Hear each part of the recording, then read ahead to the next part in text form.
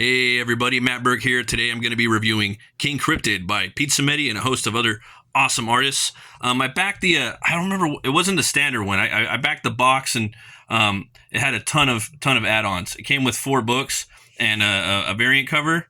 But man, look at all this. I think there's actually more extras in this box than I think I've ever got. I can't even put it all in the pictures. There's so many. So right here you got the cool bumper sticker right there.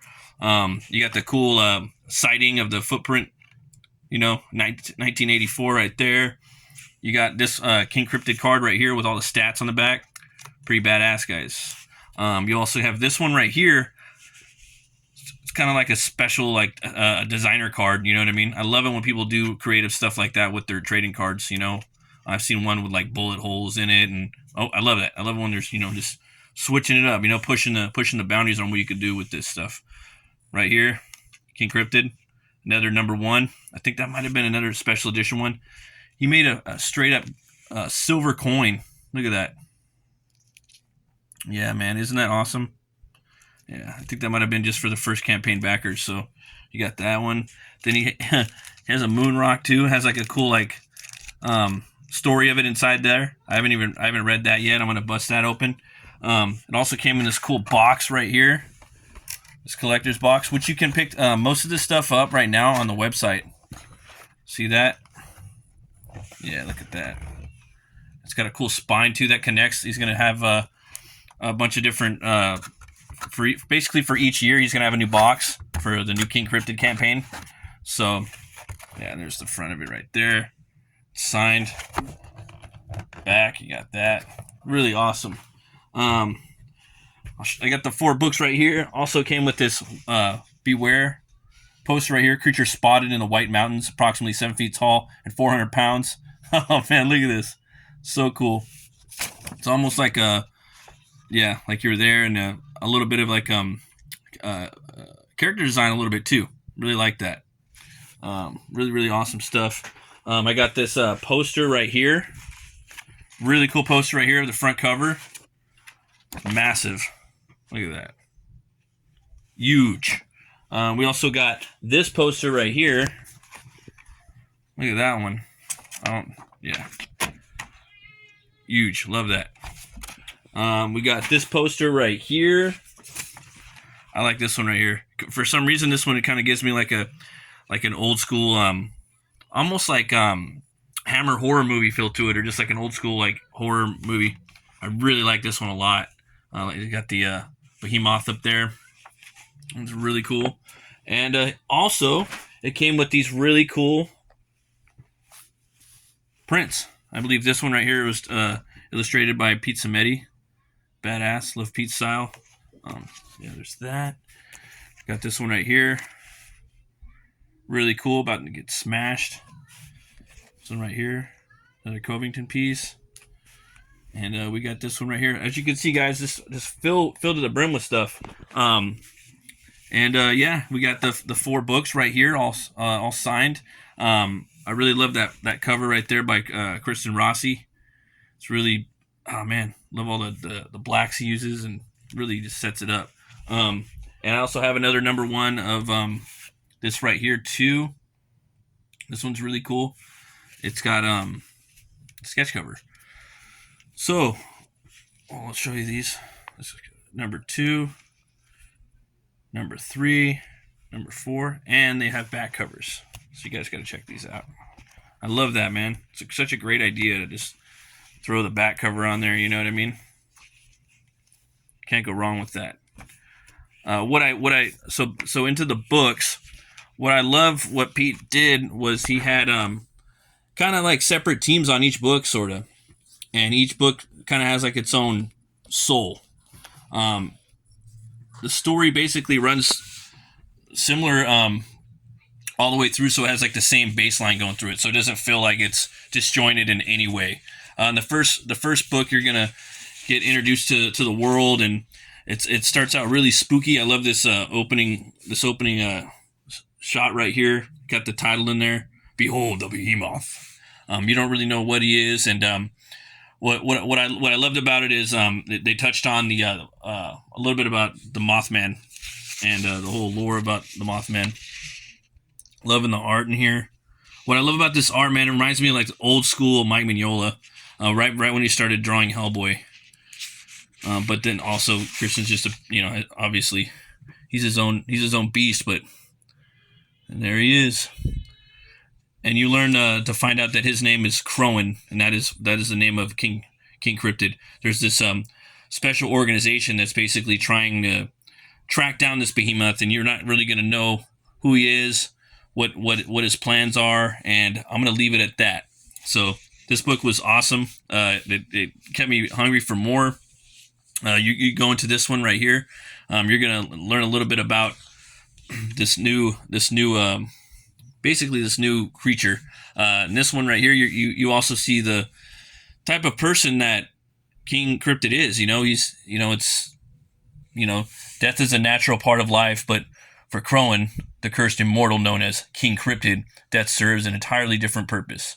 On any other night, the task of healing this dying wolf would be a simple one, but this is the night of a new moon, and King Cryptid's supernatural powers are at their weakest. So you start to learn a little bit about his power. He's slowly, the writer Samedi builds the character up, not giving you too much, but just enough. Giving you just little morsels, setting up the world. When he does go to battle, he's not OP. He does have a lot of powers, but most of the time, what I like about this, he's getting his ass handed to him. King Cryptid's always getting his ass whooped, and but he always finds a way to get out of the situation. You're gonna in this one you're gonna meet the Granite Beast. They have a really cool showdown, but you guys got to see what happens with that. Again, he's building the lore up with this universe. I like this one a lot too. This one, the art changes a little bit.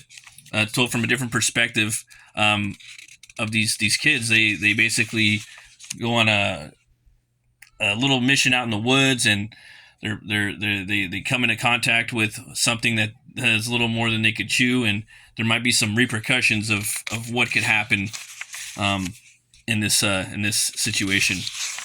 Some cool. Another thing is really cool. Samedi did some really cool advertisements for different bands and comics and what have you in here, and it's fun to see that.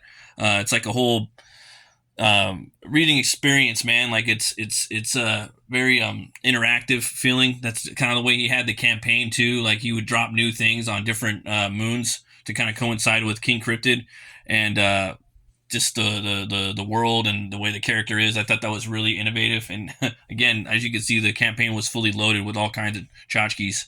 Yeah, this story, man, it gets you. It kind of has like a feel of a lot of the 80s movies that we liked, like Flight of the Navigator and Explorers, and a little bit of It thrown in, a little bit of Monster Squad. There's a bunch, and you guys got to check this out. Another thing I like about these books is they're all kid friendly. I've read this with my kids. They all really dug it. It's really cool that you can find books out there now that are not filled with all that propaganda BS that you can show your kids. You don't have to worry about it. And King Cryptid, he's a really iconic character, and my son in particular really digs the character.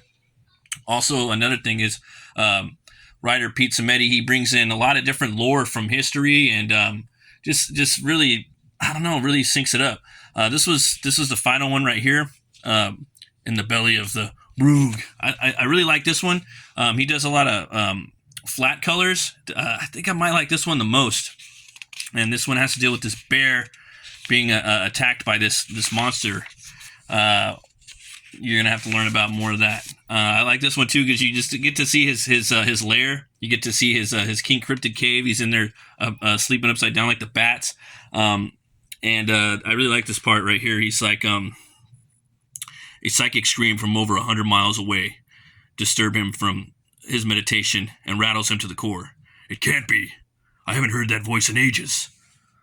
And then right here, blasting out of his cave at nearly 200 miles per hour, he races towards the dreaded Hockomook Swamp, located in Bridgewater, Massachusetts. So that's 100 miles away, and then you come upon this page right here, a half hour later. So I'm you map that out. You know, it took him half an hour to fly. Was that 100 miles? It's pretty cool. Like you know, it's pretty fast, but not too slow, not too fast. It's pretty believable for a type of character like this. I really like the little details like that. I love the art in here. I'm thinking, yeah, man. The first one and the last one are really like my favorite so far out of all of them, but they're all really good. They're all essential reading. I just really like these flat colors, and I really like the art by Kieran Covington. But you guys got to check this one out too. This one you're gonna get into let's just say a smorgasbord or a cornucopia of different possibilities of what can happen with the villain in this book. And again, that one is this one right here, and it's not what you think it is. So you definitely gotta pick these books up. I give all of them 2 horns way up. It's cool because these come out once a year, so he's putting out 4 books a year. I didn't read all these at once. I read them all kind of slow. That way I could kind of milk them out a little bit, because it's pretty cool, man. Like getting four short stories a year, and they're all self-contained little movies. And if you guys want, he just launched his second campaign. It's on Indiegogo and on his site, Alterna Comics. He's already raised 16 G's, and he's got 339 backers. So if you want, you could come here to the this page. See, look at that. He's got a map. What I tell you, he really maps everything out. Like, he does his homework. He deep dives. He's been working on this book for years. Man, yeah, I can't wait to get this stuff. Got the Behemoth card up there. All physical backers. Yeah, man. And these are the new books right here. Really cool, man. Night Terror, White Mountain, the Yeti. Oh man, I can't wait to get these books. They're all extremely like well priced, and if you guys want to, you can also pick it up at his website. That's where I would recommend getting it at. You can really just get the books, you know, and support Alterna directly. Support Pizza Medi and the whole company directly. This is where I'm going to come to get everything, and you can really just add stuff on as you need. Everything you need is all right here. Yeah, you just kind of scroll through and get what you want. But yeah, I'll have a link in the description. So if you guys want, you can check that out. If you guys want, you can check out my book. It's called BUTCH CLEAVER 1 and 2. It's about a butcher who gets killed, and he's brought back to life by a voodoo curse, and that curse gives him the power to weaponize bone on a molecular level. And this book is it's a gothic horror western. So if you guys are into that stuff, you might like it. It's like spaghetti western meets hammer horror. It's a little bit of gore thrown in and Evil Dead. So if you guys like that type of stuff, you might like this, and I'll have a link in the description for that. The next few backers are going to get a lot of tchotchkes, and so they're very limited. So that's all the stuff you get right there. So check it out. So that you guys know, I was at the beer store today, and I came upon this Rogue Dead Guy Ale, and it made me think of King Cryptid. You know, some crazy, spooky stuff that you find in the world of New Hampshire. So. Dead Guy Ale has been around for a long time. It's usually just a black can, but this is the new one, and it is a carefully dedicated to the rogue in each of us. Dead Guy IPA weaves Citra and Mosaic hops into a subtle and malt bold to create a bold, complex, and malt body to create a bold and complex IPA worthy of the dead. So it's tropical, citrus, malt, bitter, pine. It's about a 7%. Go ahead and take a crack at that. You guys look at these awesome covers right here. You guys got to come and pick these up. Smells pretty good. Yeah, it's pretty good. Really, really smooth too. I think it's that citrus head on there. Long time coming, that one right there. Definitely check out that Old Guy IPA. Give it 2 horns up. And if you guys, I thought you guys might want to get a kick out of this. It's a little fan art I did for King Cryptid. I did it on a larger Bristol board than 11 by 17. It's a little wider, so it was fun to do this piece right here. I think King Cryptid kicks ass. It's a really cool, iconic character, and hella fun to draw. So yeah, thanks Pizza Medi for creating that, and all the cool artists that were part of that campaign and a part of the future campaigns and the one that's launching right now. So if you guys, thanks for watching.